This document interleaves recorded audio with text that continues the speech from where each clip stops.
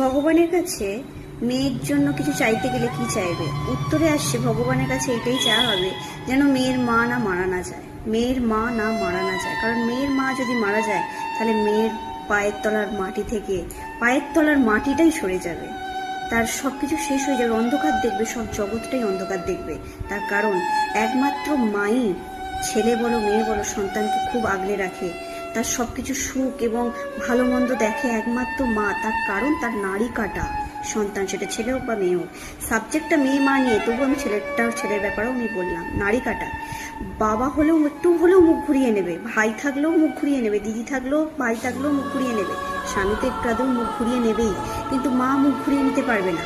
যেহেতু সাবজেক্ট মা মেয়ে, তাই বলছি মেয়ের মায়েরা জামাইকে খুব আদর যত্ন করবে, ভুল ত্রুটি সব মাফ করে দেবে, করে দিয়ে জামাইকে আগলে রাখবে, জামাই পছন্দ মতো সব কিছু করবে সুখের জন্য।